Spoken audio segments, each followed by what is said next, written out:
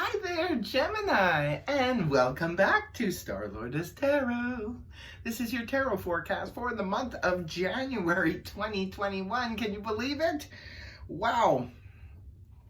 Happy New Year to you, Gemini.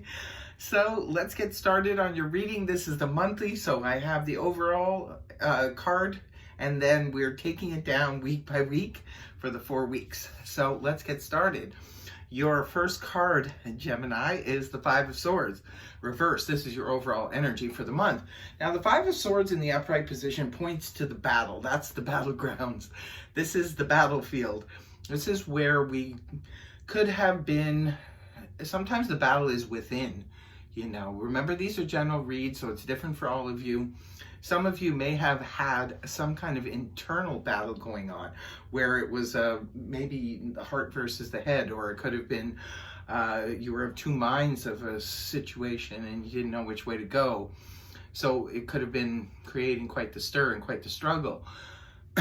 Others of you could have been having difficulties with others. This can be representative of being at odds with a group of people, perhaps at work or in the family or friends group, that kind of thing. When the card is inverted, this is where the battle is over.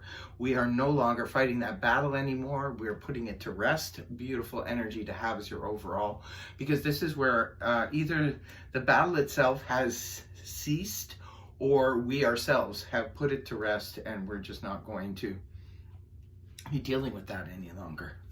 And maybe there won't be a need to, too. There's always that. Sometimes, things, especially if it's a group situation, people can get all, hot up over something or other and then turn around and now, that moment has passed. Nobody cares about that thing anymore and we've all moved on. So sometimes it can just disperse on its own. That could be the case, or it could be you yourself just put the whole thing to rest. The Seven of Pentacles in the upright position, rooted down by the King of Wands upright, is week 1 for you, Gemini. So the Seven of Pentacles in the upright, this is a card that represents reevaluating something. Now, it's really good and it's really healthy, I always say, to reevaluate situations. Just because something worked for a long time, it doesn't mean it's going to continue to work so well going forward. This is about the investments that we put in. It could be in terms of relationships. Maybe some of you invested, some serious time in a relationship. And you're reevaluating that to see if it's going to stand the test of time going through. It's also a good time to reevaluate, I think, at the beginning of the year. That's the perfect time to do it, because now we can see whether or not it's going to make sense going forward to continue doing this very thing. It's about the investments that we make in life, whether it be in partnerships, whether it be in career, financial investments, what have you. You don't know whether you want to continue to keep doing it. Now, the King of Wands here is rooting it down. So this could be something that you are reevaluating. Maybe it's connected to the King of Wands. This is a court card, could be representing a person. If it's representing a person, this is fire energy, Aries, Leo, Sag, Sun, Moon, or Rising, male or female. It could be for some of you, you're reevaluating your relationship to this person. Others of you, this could be this could be a business partner. Like I said, maybe you're reevaluating that, saying, well, I've worked well with this person for a long time. We were very successful together, but I don't know if it's going to be something that I want to continue doing going forward. Now, for others of you, this could be your romantic partner or something like that. If that's the case, this person is a real go-getter. King of Wands gets things done. It's a man or woman of action. This is a person of action. Takes action towards something. This could be somebody, maybe you're trying to reevaluate something, Gemini, in the beginning, and you don't get a lot of time to do it because perhaps the King of Wands here is getting you to get moving right away. So maybe you take a quick glance at something and then you decide to move, but it seems like the movement has to happen fast. That's the King of Wands energy. It has to happen really quickly. So whatever it is, I don't think you get a long time, maybe a day or so, to reevaluate something, and then you got to move on it. It could be you yourself just embodying the energies of the King of Wands, which you taking action on something right away, or it could be somebody is prodding you to take action on something. If this is your spouse, maybe they're finally taking action towards something that you've been wanting them to do forever, and now they're finally doing it. That kind of thing. Now in week 2, we have Major Arcana Death rooted down by the Seven of Swords reversed. So the Death card in the upright position, this is the Scorpio energy. This is all about the transformation. The card, the Tower, where everything comes down and ends up in ashes. Well, the Death, because this is about transforming. The phoenix rises from the ashes of that chaotic come down, and it merges into something else. So it could be for some of you, maybe you're taking your business and you're merging it into something else, you're transforming it into something else. It could be that something is coming to a complete end. If it can't be transformed, it needs to come to its end, its natural end. Now, it's interesting that it's hooked up with the Seven of Swords here in the reverse position. Seven of Swords in the upright position. This can point to that's that scoundrel card where somebody is trying to, he's the thief, right? That tries to steal your ideas, steal your belongings, that kind of thing, and run off with them. He's very stealth and tries to get away with it. And when it's in the upright position, they usually do. But when the card is reversed, this can represent the thief gets caught. This is where somebody gets caught doing something wrong and trying to dip out. So that could be the end of that situation. This could be the end of this person's, shenanigans. Others of you, this could be about no longer avoiding something. There's a transition or something needs to come to an end, and you're no longer avoiding it, because the Seven of Swords in the upright can point to avoidance, and this is where we're no longer avoiding it. So some of you are putting an end to a business or something like that maybe you've been trying to avoid, or it could come from this reevaluating in week 1. So in week 2, you're ready to put an end to it, or maybe in week 1 where you're reevaluating something, it turns out in week 2, this person or this situation, maybe say for example, you were in business and you found out one of your business partners was doing something. Maybe they were, siphoning money from the company or something like that, and they were doing something illegal and they got caught. And so that would be the end of the partnership. It's that kind of thing. It's going to be different for all of you because it's just a general read, right? Now we're moving on to week 3. We do see the Emperor here, rooted down by the Queen of Swords in the upright position. Well, the Emperor, this is the person in charge. This is the ultimate power. This is the man or woman in charge. This is the CEO. This is the owner of the company.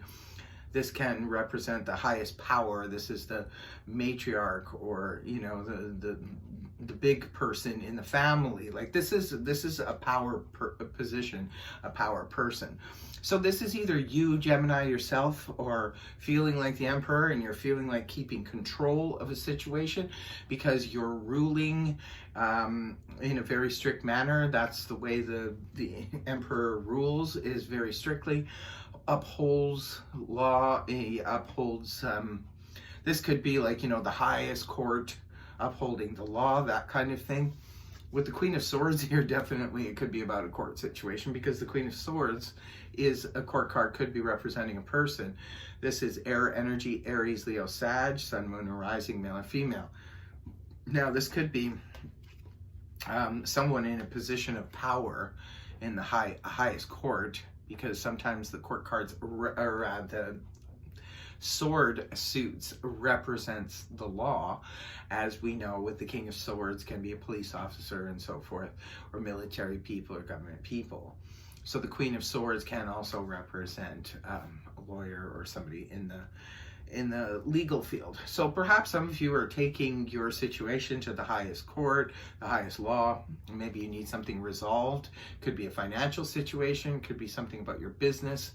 and you're taking it to the highest court. Maybe this is a person, like I said, the scenario where the thief got caught here. For others of you, this could be about a divorce, maybe.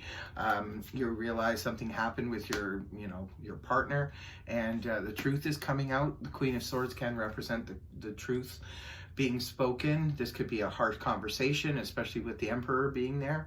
This could be all about, this is air energy. This is you coming up in your own reading. So you are on the right track. It's in the upright position. So this could be you speaking your truth. It could be you holding court, holding power, and speaking your truth. This could be you just, you could be the Emperor energy, just trying to keep control over everything. Or it could be somebody else in a position of power who is aiding and helping you. And it could be with clarity, with their words. So it looks pretty intense, especially in week 3. And then we have week 4 going on here. The Strength card in the upright position with the 3 of Swords in the reverse. Okay, so we've got the Strength here rooted down by 3 of Swords reversed. So the Strength card, this is all about, I like this energy, I always love it when it comes up, this is about drawing upon our own inner strength. No matter what goes on, whatever life throws at us, we have the strength to be able to endure. This could be showing your strength, but this would not be brute strength. This would be soft, gentle strength. This is the whole energy behind the Strength card. This is very, very gentle. It's, if we are showing our strength to anyone, like say you're a parent and you have to be strict with your child, you have to, show your strength, but you're not going to be, it's not a good idea to get aggressive or violent with your children. So it's not that kind of strength. It's not brute strength. This is where you just have that sort of integrity and that strength, and you can draw upon it. We all have it inside of us. Sometimes we can't find that strength, and that's really frustrating and upsetting. When we want it, we can't find that strength. We feel like we're just not up to par, we don't have the confidence or what have you. But this is where we do feel up to par. When the strength is there, it's like, I can deal with this, I can handle whatever comes my way. Because why? I'm healing. The 3 of Swords in reverse is all about healing from a situation where there was separation, loss, pain. When the card is reversed, this is where we're healing from that energy. And it can point to the 2 of Swords in the upright position, which leads to a decision.